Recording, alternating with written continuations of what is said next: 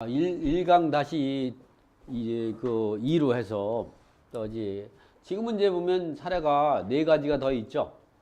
근데 이러한 전부 제가 이거는 거의 낙찰받은 사례 갖고 가는데 내가 이 낙찰받고 이 강의를 하다 보니까 이런 사례만큼은 꼭 우리가 알고 있어야겠다는 기본적 사항을 갖다가 손에 잡히는 공매 투자의 정석에서 이렇게 손에 잡히는 공매 투자의 정석 여기 손에 잡히는 어떻게 잘 보이나?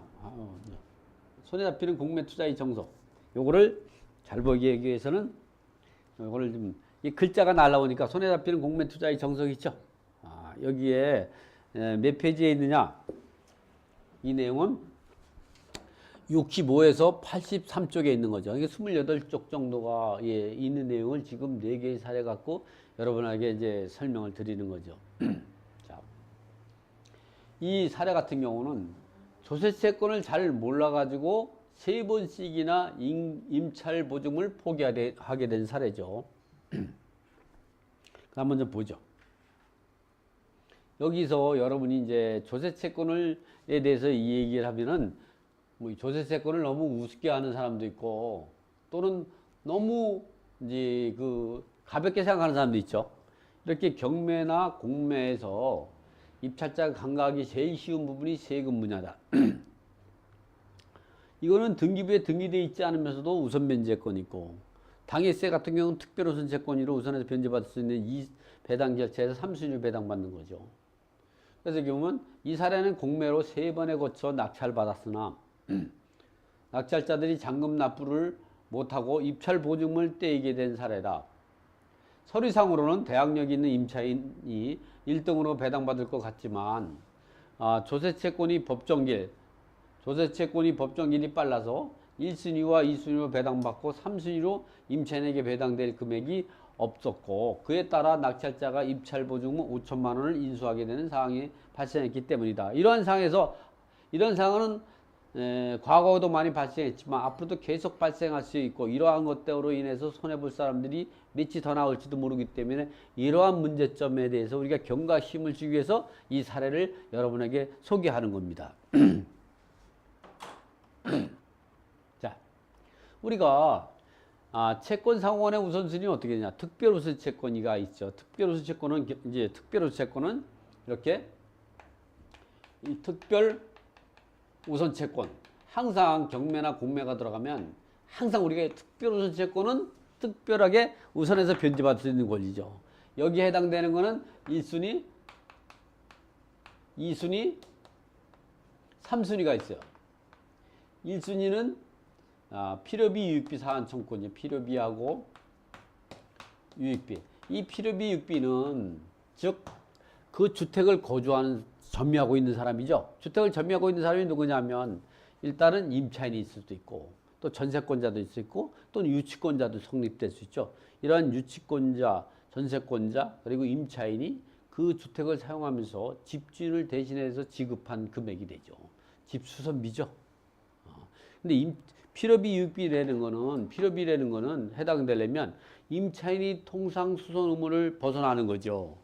임차인이 그 주택을 사용 수익하면서 기본적인 수선 의무를 가지고 있어요. 이걸 임차인이 통상 수선 의무라고 해요. 그런 것이 뭐냐? 전기가 나갔어요. 전등이. 그 전등을 갈아치는 건 임차인이 책임이에요. 또 임차인이 잘못해가지고 그래서 문고리를 고장 났겠어. 그럴 수가 있죠. 그런 건 고쳐야 돼요, 임차인이. 또는 이제 그 수도꼭지를 고장 났겠어. 또는 임차인이 잘못해가지고 문짝을 또 부부싸움하다 부수는 경우도 있죠. 제가 경매나 공매하다 보면요, 문짝 참 많이 갑니다. 경매나 공매 당하는 사람이 사이가 안 좋겠죠, 부부간에. 이 사람들이 쓸데없는데 어떠냐, 문짝에다 주먹으로 이렇게 해가지고 구멍이 뻥뻥 났어요. 그래서 제가 어디가는 자동차 바다 갖다 놓고 떼어가지고 또 이제 페인트 칠해서 감쪽같게 감쪽 같아요. 자동차 이거 떼우는 거 바다 있죠? 그걸 이렇게 하면은 해가지고 물을 싹 해서 굳으면 진짜 단단해져요. 거기다가 페인트 칠하면 감쪽 같죠. 그렇지 않으면 문짝 가는데 뭐 한 20만 원도 안 되니까 잘하면 15만 원에도 교체할 수 있으니까 교체할 수도 있고. 근데 그게 딱 안 맞는 게 있어요. 어쨌든 그런 경우. 이런 경우가 이제 통상수소문을 벗어나는 게 필요비예요. 유익비는 뭐, 좀 다른 개념이 어쨌든 이런 게 그런 거고. 이 순위는 뭐냐면 최우선 변제금. 이 최우선 변제금은 누구냐? 임차인, 주택 임차인도 있을 수 있고 상가 임차인도 있죠. 그 다음에 누가 있느냐? 근로자의 임금, 근로자의 상가 임차, 주택 임차, 주택가액의 2분의 1 부분에서 소액 임차에 해당되면 최우선 면제를 주택가액의 2분의 1을 받을 수 있고, 근로자 같은 경우는 근로기준법 그 38조 제1항에 의해서 1항은 확정일자, 1항은 우선 변제권에 관한 내용이죠. 확정일자 우선 변제권 아니야. 일반 임금에 관한 내용이죠. 1항. 2항은 최우선 변제가 관한. 최우선 변제는 그 최종 3년치에 해당되는 퇴직금, 그리고 최종 3개월치에 해당되는 통상 임금, 이 부분에 대해서 최우선 변을 받게 되는데, 이런 부분들 또 상가도 마찬가지고 그 근로자 같은 거. 근데 그거 3개월치 월급 또 3년치 퇴직금을 벗어나는 부분이 일반 임금이죠. 그 3년치에 해당되는 금액은 여기에 최우선에 해당돼. 이걸 특별호소 채권이고, 이 3순위는 뭐냐면 당해세. 조세 채권 중에서 당해세. 이 당해세 같은 경우는 그 부동산에 직접 부과된 재산세라든가 종합부동산세나 상속세, 증여세 이런 부분도 여기에, 이런 것들은 이 경매나 공매가 들어가면 이렇게 1, 2, 3순위가 배당 못 받는 경우는 거의 없어요.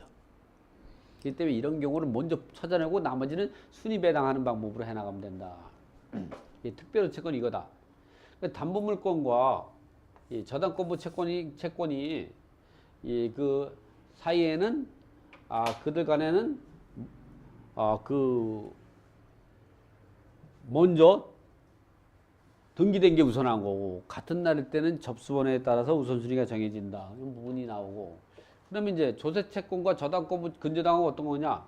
조세채권과 근저당은 그 조세채권이 이게 특별호소 채권, 당해세, 3순위 배당받는 당해세가 아닌 일반 세금은 이 근저당하고 그 법정기일 갖고 따지는 거예요. 그래서 이런 조세채권 같은 경우는 법정기일하고 근저당권의 등기 날짜고 같은 날이거나 법정기일이 빠르면 세금이 우선하는 거고, 이 법정기일 이전에 근저당이 설정된다면 근저당이 우선하고 이렇게 되는 거죠. 공과금도 마찬가지예요. 공과금도 납부기한하고 근저당 설정 등기 날짜도 같은 날일 때에는 이 공과금이 우선하는 거죠. 그러나 이 공과금의 납부기한보다 먼저 근저당이 설정되면 근저당이 우선하는 거죠. 일반 임금 채권 같은 경우는 뭐냐? 이렇게 근로자의 임금 최우선 변제금, 왜냐면 3개월치 통상임금하고 3년치 퇴직금, 그리고 그 재해보상금을 받은 이러한 최우선 변제금에 해당되는 금액을 벗어난 금액은 일반 임금이에요. 일반 임금 같은 경우는 이 저당권부 채권, 근저당, 전세권, 담보가 등기, 임대차 등기, 그 다음에 확정일자 임차권 이런 거하고 비교했을 때는 항상 이게 저당권부 채권이 우선하는 거예요. 그렇지만 일반 임금은 이 당해세 또 일반 세금, 공과금보다 우선에 변제받을 수가 있네요. 그러나 그 저당권부 채권을 우선하는 그 조세 공과금에 대해서는 그러하지 않는다는 게 나오죠. 그래서 그 부분은 조금만 제가 설명해주고 이 과정을 넘어가도록 하죠. 이렇게 우리가 조세 채권은 기본적으로 우선순위가 어떻게 되냐? 원래 조세 채권 동순위가 원칙이에요. 동순위가 원칙이지만 기본적으로 이게 그것도 안 가려가지고 요거 1-2강은 제가 있다 보니까 밑에다가 쓰겠습니다. 안 보이니 가려지네. 조세채권 우선순위. 원래는 기본적으로 원칙은 동순위가 원칙. 법정기일이 빠르든 뭐든 이제. 그러나 외적으로 인해서 이 우선순위가 정해지는 거지. 예외적으로는 어떻게 하냐. 1순위가 당해세. 1순위가 이제 0순위가 있죠. 0순위. 0순위는 체납처분비. 이 체납처분비는 채권을 조세채권을 해소하기 위해서 하는 거죠. 제일 많은 게 뭐 경매비용, 공매비용 있고 또는 그 독촉 절차에 의해서 그 우편 송달료 이런 것도 다 들어가겠죠. 그러니까 체납처분비는 경매비용, 공매비용이 거의 99%지만 그 범위는 좀 벗어나는 범위예요. 왜냐면 그 경매나 공매하기 전에 이 송달료 같은 게 들어가겠죠. 독촉 절차를 거쳐서. 그런 비용도 다 포함되는 건데 그게 거의 없지만 결국은 경매나 공매 비용이 거의 99%죠. 뭐 얼마 그런 게 송달료가 얼마나 99.99지. 그렇지만 조금 다른 개념이다. 경매나 공매 들어가기 전에 독촉 절차 들어간 비용 이런 것도 체납처분비다. 어쨌든 그렇게 개념 정리해주고 1순위는 누구냐? 당해세죠. 당해세는 등기하지 않아도 배당요구 종기까지 교부 청구하면 1순위 하는 거죠. 2순위는 납세담보.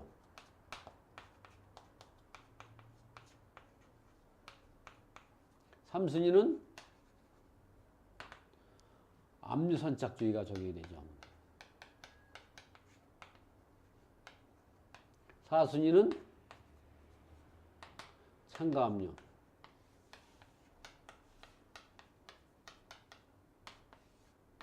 교부청구. 교부청구는 압류하지 않고 배당요구 종기까지 교부청구. 배당요구하는 걸 말하는 거예요.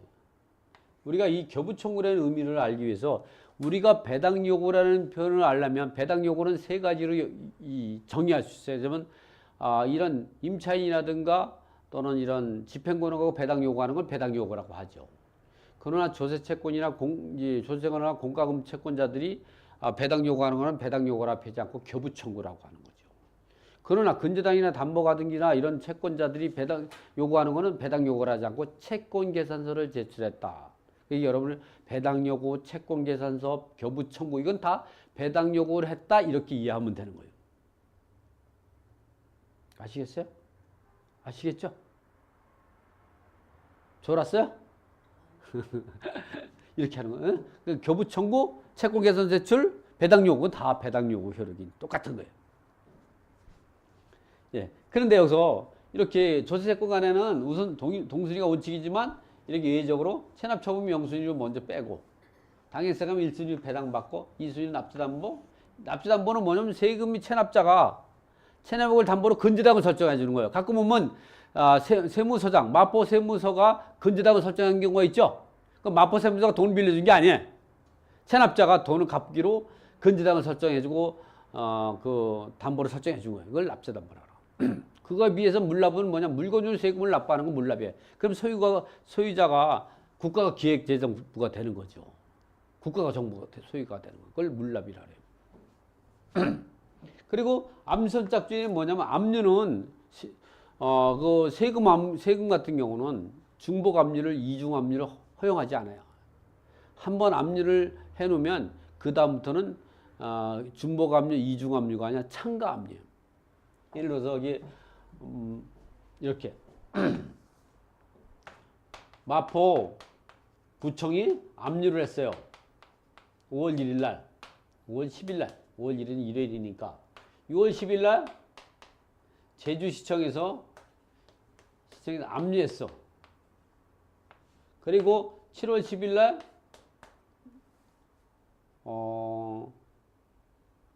성동 세무서에서 압류했어. 그리고 10월 10일 날 배분요구 종기까지 누구냐?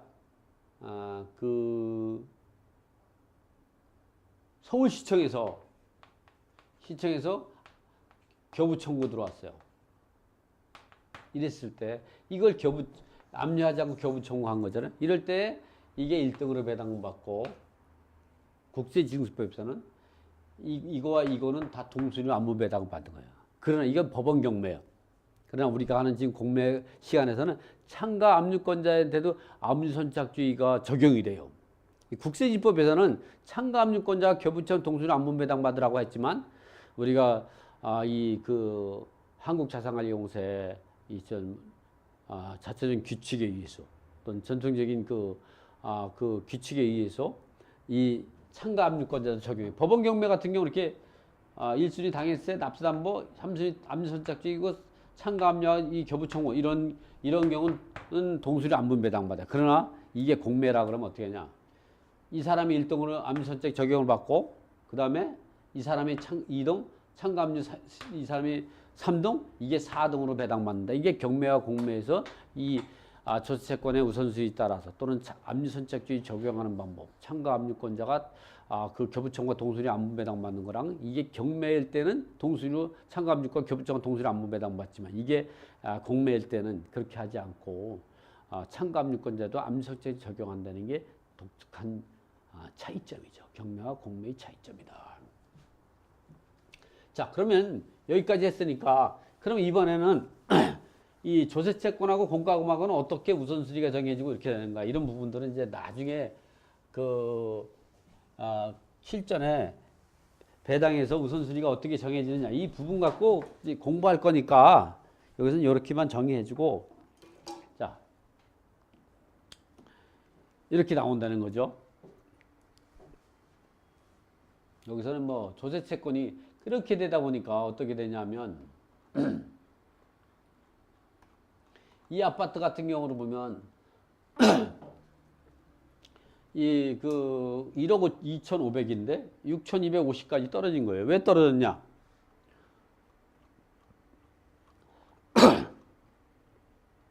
이 고정미련 임차인이 7천만 원이란 말이죠. 이 사람이 전입신고는 2011년 3월 7일 날 됐는데 확정일자다. 그러니까 이 사람의 대항력은 언제냐? 2011년 3월 8일 날 오전 0시에 대항력과 이 사람의 대항력은 2011년 3월 8일 오전 0시에 발생하게 되는 거죠. 0시에. 오전 0시에 대항력이 발생하게 되는 거고. 또 확정일자 우선변제권은 우선변제권은 언제냐?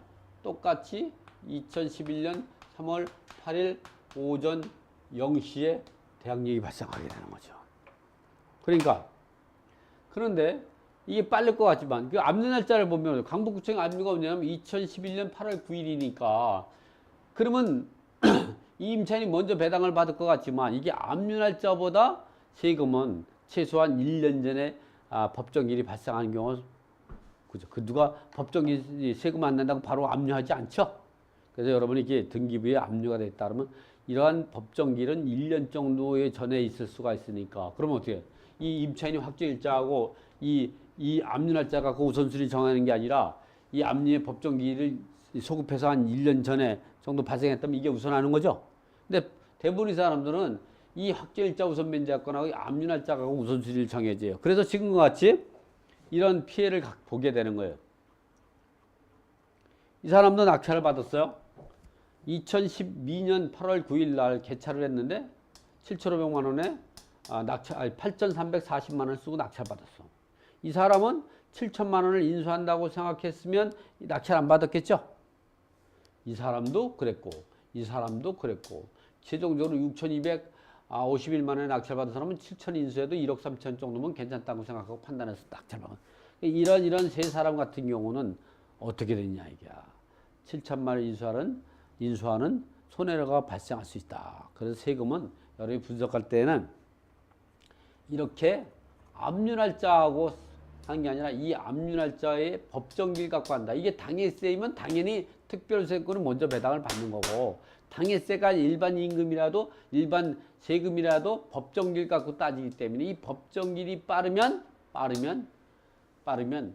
이 압류 날짜하고 계산하는 게 법정이 빠르면 확정일자로 넘어가기 때문에 이 선순위 임차인이 말소기 지금 먼저 갖춘 사람이 미배당금은 낙찰자가 인수한다. 이렇게 선순위 임차인이 대항 요구 스스로 포기하고 배당 요구 종기까지 계약 해지 의사를 밝히면서 배당 요구를 하게 되면 우선 변제권으로 배당을 받고 미배당금은 낙찰자가 인수하게 된다. 그래서 인수가름금을 인수해서 세 사람이나 그 입찰을 포기하게 된 사례가 생기는데 이런 부분들은 이 세금을 너무 가볍게 생각한 데서 나오게 된 사례다. 맞죠? 그래서 이 사례를 여러분에게 설명드린 거죠. 보면은 여기에 보면 세금이 얼마냐? 세금이 강북구청이 얼마냐? 176만 4,430원이죠? 압류. 금액이 얼마 안 돼. 근데 뭐냐? 이 도봉세무서가 얼마냐? 7천만 원이에요. 이 사람의 법정, 이제 압류 날짜는 2011년 8월 3일이지만 이 법정기일은 임차보다 빨라요. 지금은 아예 여기 법정기일까지 나오게 되는데 이건 옛날 사례라 이 법정기일이 지금 안 나오지만 빨라요. 그래서 이 사람이 배당을 못 받는 거예요. 왜냐면 이 사람이 아까 8,300을 낙찰받으면 이 사람이 가져가게 되면 1,300 정도밖에 안 되죠. 그럼 이 사람은 어떻게 했어요? 한 6천만 원 정도 인수하는 거죠. 공매 비용이 한 3.1% 정도 되잖아요. 그러니까 어떻게? 이거는 이 사람들이 왜 이걸 3번이나 낙찰받았냐? 그 사람이 공매로 입찰 들어갈 정도가 되는 사람이 그 사람이 뭐 생각이 없이 낙찰받았겠냐? 그런 게 아니라 압류 날짜 갖고 하고 임차인이 확정에 비교해서 압류 날짜보다 빠르면 임차인이 먼저 배당받는 줄 알았다. 그러나 세금은 압류 날짜로 가지고 아니라 그게 당해세면 압류하지 않으면 당연히 우선하고 당해세가 아닌 일반 세금은 압류 날짜 갖고 따지냐 법정기일 갖고 우선순위 정해지기 때문에 당연히 6개월 전에 확정일자가 6개월 빠르다면 그런 경우는 세금이 우선하는 게 당연한 거죠. 한 번에 제가 한 8년 전에 제가 권리 분석을 하나 해준 게 있는데 어떤 걸 해줬냐면 이런 경우를 한번 해줬어요. 지금 솔로몬 상호저축이 이제 지금은 뭐 아마 그때 이제 파산됐는데 여기에는 어떤 경우가 있었냐면요. 이런 경우가 있었어요. 이 근저당이 한 10억 정도 됐어요. 9억 6천 정도 됐고 9억 6천. 채권 채고까지 9억 6천. 그리고 이게 그 당시에 기억을 잘하면 8년도인가요? 2008년 정도 됐어. 8년? 뭐 한 8월 한 10일쯤이라고 정하지 날짜는. 이럴 때 9억 6천이었어요. 그런데 세금의 압류는 이 압류 채권에 뭐 한 10억 넘어요, 이거. 10억 넘었어요. 근데 이거는 2009년 한 1월 10일쯤에 압류한 거예요. 이게 솔로몬 상호저축의 그 채권이었는데 이 근저당권을 NPL로 파는 거예요. 얼마에? 5억에 팔아요. 근데 이 아파트가 A 소유자 아파트가 얼마냐? 10억 이상 갔어요. 그때 경매가 굉장히 활성화돼 가지고 아파트가 막 올라가고 그래도 이게 10억에 얼마든지 팔 수 있었대요. 10억에 팔 수 있는 아파트인데 5억에 사 가지고 이 9억 6천을 배당을 받으면 어떻게 되냐? 받으면 더블 남는 거죠. 그래서 이걸 사고 싶어서 새벽같이 9시가 땡 되는 게 전화. 이거 선생님 사고 싶은데 사도 됩니까? 내가 웃으면서 얘기했어요. 두 가지를 알려준다. 하나는 이게 5억 갖고 9억 6천을 배당을 받을 것 같으면 이 솔로몬 상호저축가 그 보통 사람들이 아니죠. 저축은행들이 팔겠어요? 그 사람들이 당신보다 돈이 없어서 팔겠어? 그게 의심이 나는 거죠. 또 하나 뭐냐면 세금은 압류하려면 법정기일이 발생한 법정기일이라는 거는 세무서가 고지서를 부과한 거 또는 자진신고 납부하는 종합소득세라든가 뭐 양도소득세 같은 자진신고 납부하는 거죠. 그런 거는 신고한 날이에요. 그러니까 최소한 보통 이 6개월 차이밖에 안 나오죠. 7, 8개월, 6개월밖에. 이 상태에서는 당연히 이게 빠르고 이거 배당이 가면 이게 1등이야. 이게 2등. 나보고 보면 세금은 무조건 소멸되죠? 소멸되지. 근데 뭐냐, 이게 먼저 배당받고 소멸되니까 문제지. 이거 원래 경매나 공매 다 소멸되는 거예요? 그럼 뭐냐, 배당 이기면 내가 5억 주고 산 게 어떻게 한 푼도 못 받는 거지. 10억이면 얘가 다 가져가는 거죠. 그러니까 솔로몬 저축 애들이 파는 거지. 원래 그러죠. 돈 안 되는 건 컨설팅하고 돈 되는 건 내가 낙찰받죠. 여러분 그러지 않아요? 그건 나쁜 마음이 아니에요. 다 같은 마음이야. 다 우리들 같은 마음이지. 우리들이 그러죠? 나도 마찬가지야. 나도 뭐 그렇게 성인군자 아니죠? 성인군자라고 해서 돈 안 내는 건 자기가 낙찰을 받고 돈 내는 건 남 해주니 그게 성인군자냐? 이게 성인군자가 그런 거라면 개념을 바꿔야 돼요. 그건 덜 성인군자예요. 자, 이런 경우가 있단 말이에요. 이거는 압류 날짜 갖고 따지기만 하니까 이런 거야. 그래서 내가 그 얘기를 두 가지를 딱 얘기했더니 감사합니다. 더 이상 얘기할 게 없는 거죠. 아까 얘기해도 그런 이거를 몰라서 이런 사례가 발생한 거죠. 자, 다시 돌아가 보면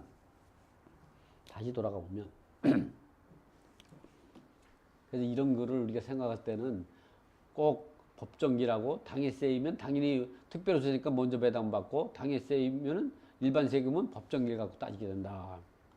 자, 이번에 같은 경우는 소액임차인을 잘못 판단해 가지고 낙찰자가 인수할 뻔했다가 탈출. 이건 내가 탈출시킨 거예요. 이게.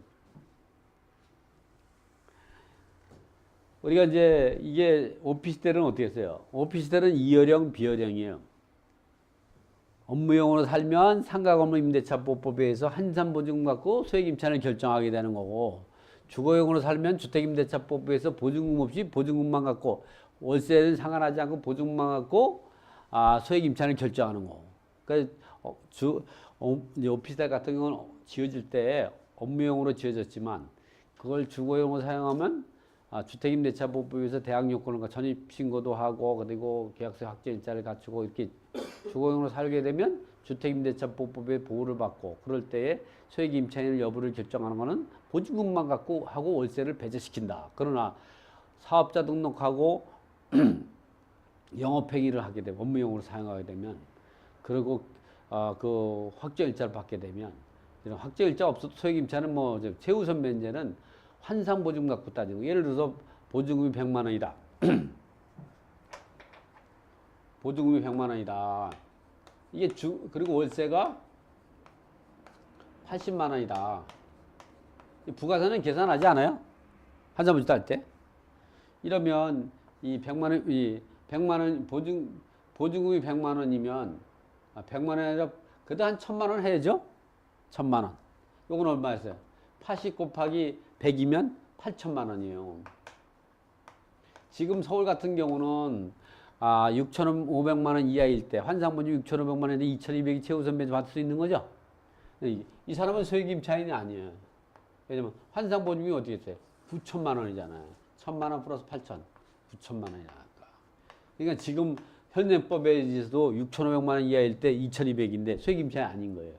근데 이게 주택으로 사용했다. 그러면 소액임차인 이것만 갖고 따지니까 주택은 어떻게 했어요? 지금 같은 경우는 18년 9월 9월 18일인가요? 20일 날인가? 9월 18일? 9월 18일이 맞을 거예요. 9월 18일부터 현재까지는 어떻게 해서요? 1억 천 이하일 때 3,700만 원을 주택가액의 2분의 1 보면 최우선 받을 수 있는 서울 같은 경우 그렇죠. 이 사람은 1,000만 원이니까 1억 천 이하죠? 다 받을 수 있죠. 오피스텔은 이어령 비용으로 간다. 근데 이거를 보면 이 사례 같은 경우는 이걸 낙찰받는데 이 사람이 그걸 주택처럼 생각한 거야. 그래서 보면 이 오피스텔이 이제 보면 감정가가 2억 4,500이요. 이거를 한 2천만 원 남기려고 이렇게 낙찰 받은 거예요. 2천만 원 남기면 괜찮잖아요. 어? 바로 팔니까. 그래서 이렇게 갔더니 이렇게 보니까 보증금이 1,000에다가 월세가 이게 환산분이 8,300이면 지금도 소액임차인이 아니에요. 이 사람은 이걸 주택으로 생각해서 그냥 다른 거 확정일자 없는데도 그냥 생각 안 하고 그냥 낙찰 딱 받은 거야. 그러니까 배당길 3일 전에 갔더니 배당표 원안을 본 거예요. 그랬더니 배당금이 없는 거예요. 그러니까 1,000만 원 인수해야죠. 그냥 어떻게 했으면 좋겠냐 찾아와가지고 어쩔 줄을 모르더라고. 뭐 1,000만 원 인수하면 되지 뭘 그거 갖고 뭐 그렇게 헐레벌 떠는지 모르겠지만 어차피. 그래서 내가 얘기했어. 이게 오래전에 계약한 거죠. 2005년도죠. 이 사람은 계약을 6번을 갱신했다더라. 내가 그랬어요. 이 사람 가보면 처음에 계약할 때 확정일자 받은 게 있을 거다. 전화 되냐? 바로 전화했더니 확정일자 옛날에 받아놓은 게 있대요. 근데 이제 그 사람도 그냥 최근 거 갖고 권리시금 배당 요구한 거죠. 이렇게 배당 요구 종기까지 그 배당 요구한 임차인 같은 경우는 배당 요구를 잘못했을 때는 배당기일까지 정정해서 배당 요구를 할 수가 있는 거예요. 그러니까 이게 최초에 썼던 확정일자 있는 것 같고 배당 요구를 해가지고 이 배당을 전액 배당을 받아가지고 탈출하게 됐거든요. 그냥 그래가지고 이제 그 논현동에서 이제 IT 하는 그 제자인데 밥 한 번 사러 온다더니 안 사러 오더라고. 여러분이 나올 때는 어디 들어갈 때 하고 나올 때 하고 사람 마음이 다르더라고. 내가 1,000만 원 인수 안 하게 해줬는데 1,000만 원 어떻게 밥을 1년 동안 사도 1,000만 원 안 들어갈 텐데 또 그거 사주면 내가 또 가만히 있지 않죠. 그 이상의 또 도움을 줄 수 있는데 사람이 아마 이 방송을 들으면서 그런 사람이라면 이제는 밥으로는 안 되고 그래도 이제 구두 티켓 같은 거 하나 사가지고 오셔. 1,000만 원을 벌어졌는데 밥값이 구두 티켓으로 바뀌. 구두 티켓은 한 20만 원 가죠? 나 싸구려 안 신어. 싸구려. 그래서 이렇게 되고 여러분 이게 이런 게 있을 때는 항상 환상 보증금 갖고 따지는 거예요.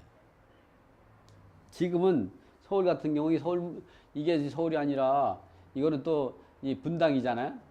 서울 같은 경우도 6,500만 원 이하일 때 2014년 1월 1일부터 현재까지는요 2,200만 원이요. 서울 같은 경우도 또 감일억제권은 거기는 또 더 이것도 안 돼. 이 그 성남 같은 데는 분당 같은 데는 그래서 이거를 이렇게 탈출시키 이게 여러분 여기 책에 보면 이렇게 이렇게 잘못 배당 요구할 때는 어떻게 해야 되는가 이렇게 배당 요구 종기까지 배당 요구를 한 사람은 적법한 배당 절차의 이해관계인이 그래서 배당 요구를 잘못했을 때는 배당일 전까지 배당금을 지급하는 날 전까지 정정을 요구할 수 있어요. 자기의 권리를 잘못 배당 요구한 정정 요구할 수 있는 권리가 있어요. 그로 해서 배당 받고 했던 거죠. 그래서 그런 부분들이 이제 그런 내용들을 써놓은 거예요. 이렇게. 그런 권리가 있다. 이번에는 이제 선순위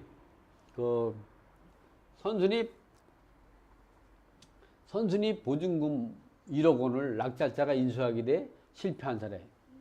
이거는 참 너무 한심해요. 아니 낙찰받고 나가지고 사실 이런 사례는 낙찰받고 나가지고 본인이 이제 보면 여러분이 경매나 공매 하면서 그런 걸 많이 볼 거예요. 보면 입찰 보증금을 포기하는 사람 많죠. 많이 봤죠. 입찰 보증금 잔금 안 납부하고 입찰 보증 떼이는 거. 근데 여러분들은 그 사람 이상한 사람이라고 하죠. 그 사람이 똑똑한 사람이야. 이 사람 어떠냐? 잔금을 납부까지 해버렸어. 인수가 1억이 있는데 이 사람이 뭐 1억 몇천짜리니까 1,000만 원 정도만 한 2, 300만 원 뜯기면 입찰 보증 떼이면 되는데 1억을 더 인수함으로써 손해를 보게 되는 거예요. 그러니까 어떨 때는 그 입찰 보증만 포기하는 것도 대단한 용기예요. 자, 이 사람 보면 이 사람은 이거는 누가 전화 왔냐? 낙찰자가 나한테 상담 들어온 게 아니라 누가 하냐? 채무자. 채무자는 생각지도 못하게 1억을 더 벌어들인 거죠. 1억을 더 비싸게 판 거죠. 그래서 그걸 어떻게 해결해 주냐? 제가 좋은 사람이잖아요. 그래서 이거를 참 보면 여러분도 이렇게 권리 분석을 할 때 관심을 가져야 돼. 이 물건이 고려동에. 여기 대림역이 있는데 이쪽에 롯데 하이마트 있고 여기 쪽에 있어요. 이건데 이제 이게 감정가가 한 1억인데 한 시세는 한 1억 4천5에서 1억 5천 가나 봐요. 그래서 이제 얼마에 낙찰 받았냐면 이게 그 최저가 여기 있는데 낙찰을 얼마에 받았냐 하면 어쨌든 낙찰 받은 것보다는 이렇게 이 경매에서는 매각 물권 명세서라는 게 있어요. 그게 매각을 이건 어떻게 보면 경매에서 심장과 같은 거예요. 매각을 어떻게 진행하는가를 결정해 준 거죠. 그리고 이거는 공매에서는 경매의 매각 물권 명세서에 해당되는 게 공매재산 명세서예요. 이 공매재산 명세서를 보니까 임차인이 1억이 있는데 이 전입 대항 요건을 갖춘 날짜 이거 보니까 말소 기준 권리가 언제냐? 말소 기준 권리가 이렇게 2016년 6월 10일 반포세무서요. 그런데 이 사람은 어떻게 돼요? 이 배분 요구를 안 한 거죠? 그래서 이걸 인수해야 돼요. 근데 이것도 모르고 공매재산명세서를 확인 안 하고 그냥 낙찰받았다 그러더라고. 그러니까 이제 낙찰받고 나서 잔금을 치르고 나가지고 임차인을 찾아간 거예요. 낙찰자가. 이게 실제 사례예요. 찾아가니까 자기는 대학력이 살아야 되고 보증금 1억이니까 내가 나갈 때 1억 줘야 된다 그러니까 어떻게 낙찰자가 그냥 까부러친 거냐. 어쩔 줄 모르는 거냐. 그리고 가서 잔금까지 다 치르고 가가지고 이 한국자산관리공사 가서 취소해달라는 게 취소가 되겠어요? 어쩔 줄 몰라 그냥. 결국 이제 체납자한테 전화한 거지.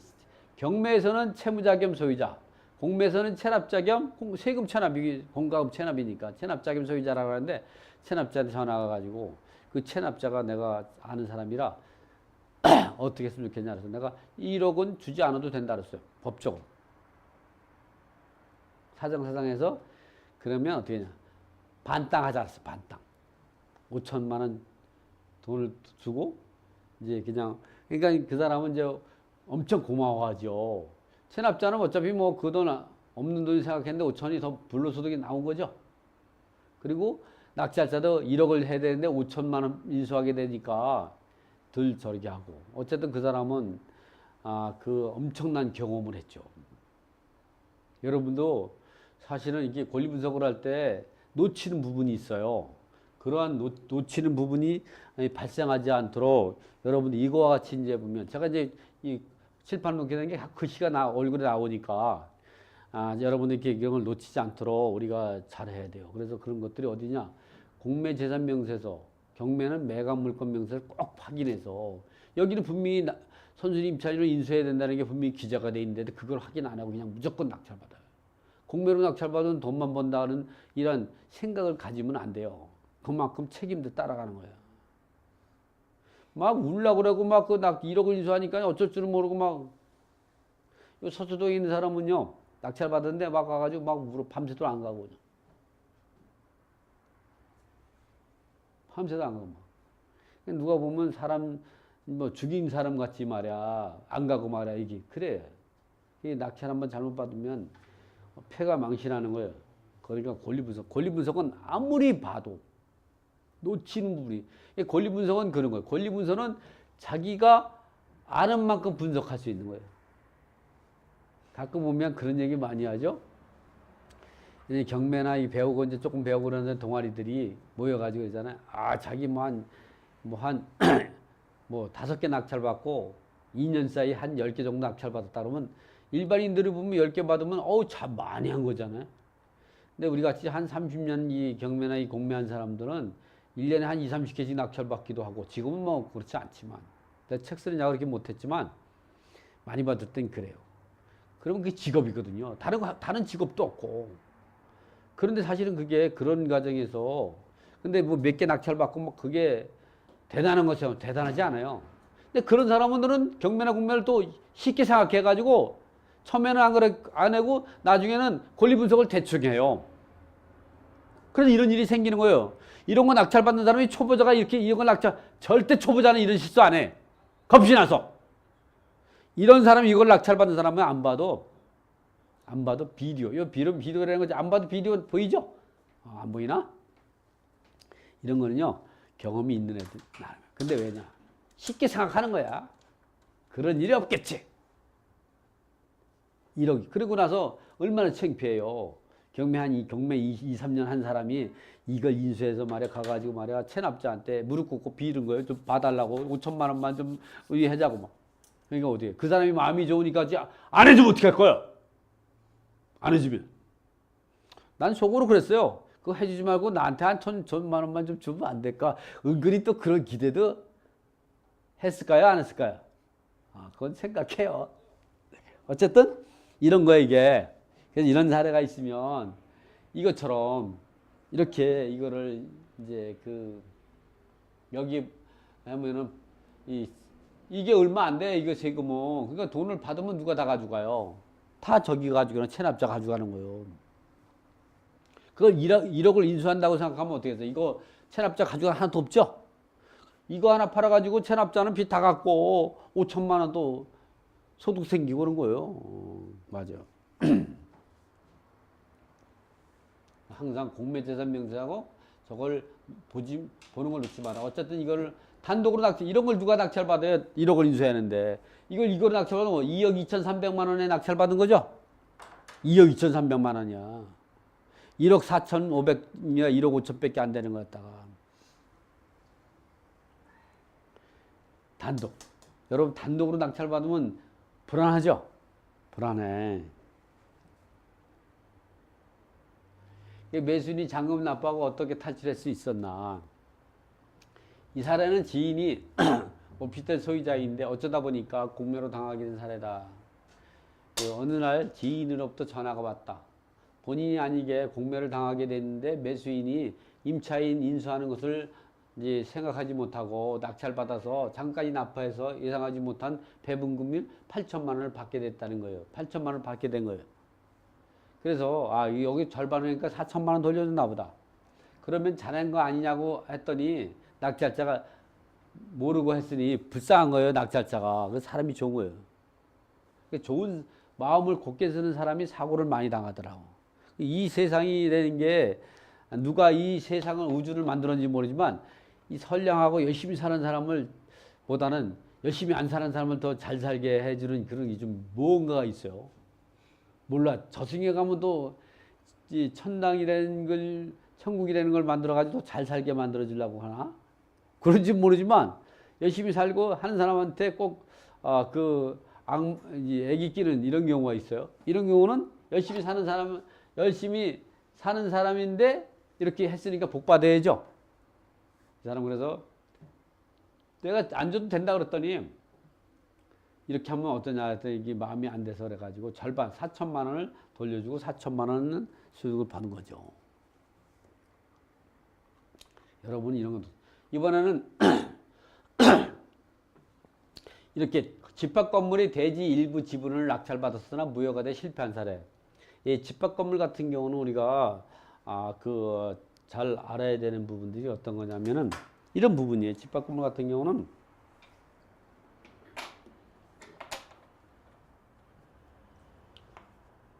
집합건물법, 건물 소유 및 관리에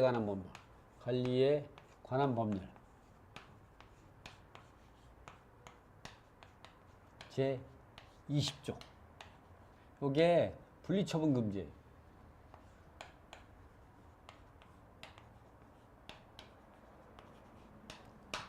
여기에는 뭐냐?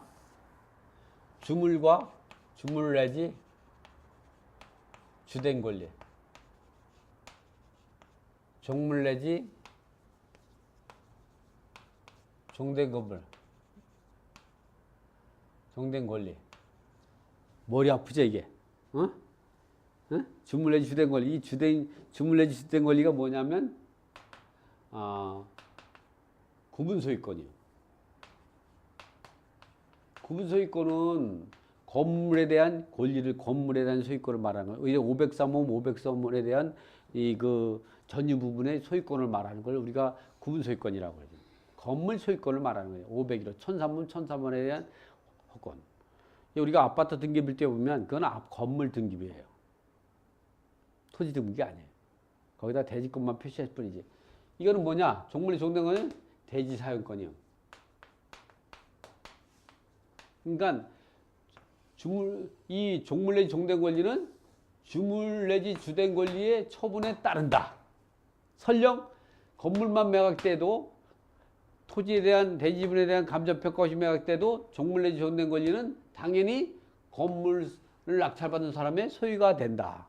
그걸 갖고 부당이득으로 다투려고 하면 낙찰자가 잔금 납부할 때까지 매각 결정에 대한 이의를 제기해서 즉시 항고할 수 있고, 그 즉시 항고할 수 있는 권리는 낙찰자가 잔금 납부하면 그 즉시 항고할 수 있는 하자가 치유된다 그랬어. 대법원 판례에서는.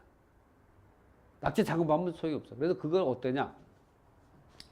이러한 집합건물법이 적용이 되려면 집합건물이 돼야 돼. 집합건물 어떻게 되냐? 건물이 나대지 상태에서 빈 땅에서 건물이 아파트가 지어지는 거예요. 일단 건축 허가를 하겠죠. 이게 재건축 재개발이면 관리처분 계획을 할 테고 착공 신고를 하죠. 착공계를 내죠.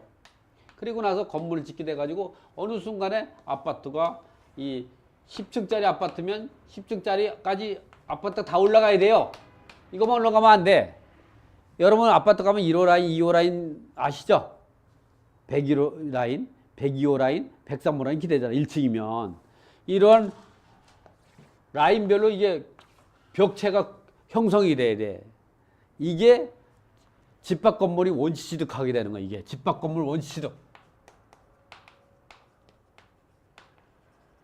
원시 취득.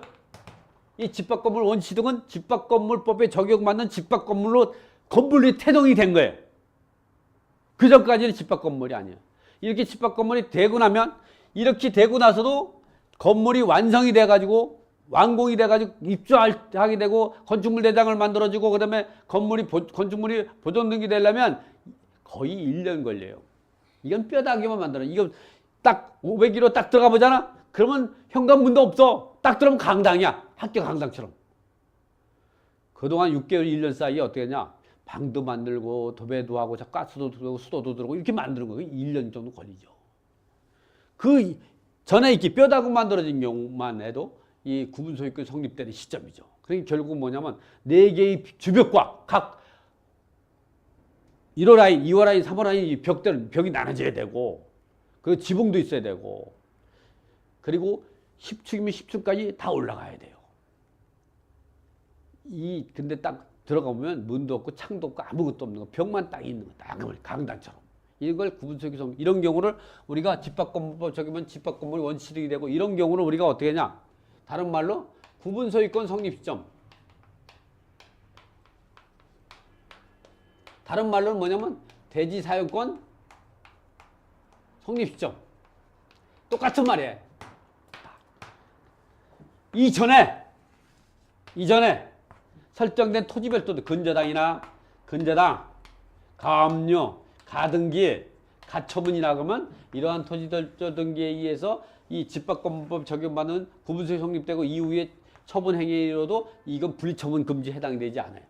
이거 적용을 받잖아. 왜냐면 이 집합건물법이 적용이 되는 집합건물이 형성되기 전에 설정된 거는 이미 처분 행위가 있기 때문에 여기에 대항할 수 없기 때문에 그렇죠.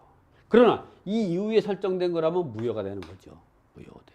그래서 우리가 이 건물이 매각되는 게 아니라 땅이 매각이 될 때에는 그것이 이 구분소유권이 성립되기 전에 설정된 토지별도 등기냐 이후에 설정되냐 이전에 설정되면 분리처분이 해당이 되는 거예요. 그래서 이후에 매각은 무효가 돼요. 그러니까 땅을 낙찰받았는데 아파트 대지집 일부를 낙찰받았는데 돈 다 내고 장까지 다 치렀는데 무효가 돼가지고 말소되는 거죠. 지금 그 얘기를 하는 거예요. 집합 건물에서는 지금 같은 부분을 놓치면 안 된다. 그래서 받았으나 장까지 다 냈는데 무효가 돼가지고 얼마나 억울하겠어. 집합 건물은 항상 그래서 집합 건물에서 아파트 일부 지분이 나왔을 때는 구분 소유권이 성립되기 전에 설정된 토지별도 등기에 의해서 분리다. 근데 공매 같은 경우는 구분 소유권 성립되고 나서 세금이 압류해가지고 공매 진행하는 게 많아요. 그렇기 때문에 이런 경우는 문제가 된다는 거죠. 근데 구분 소유권 성립되기 전에 토지별도 등기에 의해서 근저당 설정이 되는데 그 이후에 구분 성립된 이후에 압류가 공매 지불했다. 그건 무효야, 무효. 그 전에 설정된 근저당이 경매에 넣었다. 있었다고 해도 그 근저당에 설정된 거는 적법하지만 이후에 설정된 이제 그 압류에 의해서 공매가 지나면 무효가 된다. 지금 같은 경우를 보면 지금이 그런 거다.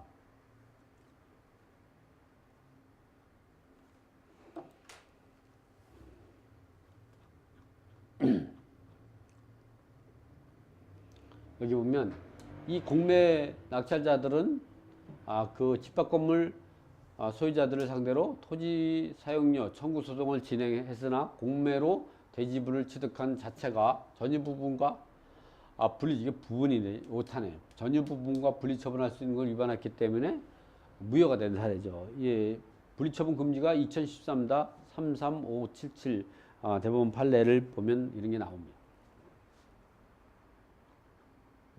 그래서 요 내용들은 이제 보면 어디 보면 공매 387쪽에 있어요. 이 내용이. 한번 들어가 볼까요? 387쪽에? 한번 들어가 볼게요. 387쪽에 있으니까 한번 이 사례를 한번 봐주죠. 387쪽. 387쪽. 공매 중에 387쪽을 보면 이렇게 이제 보면 하고 그거를 제가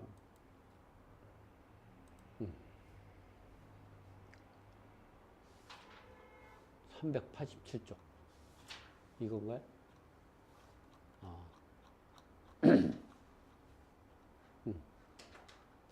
이렇게 이제 보면 그 어쩔 수 없이 돼가지고 또 공매가 또 다시 나오게 된 거죠.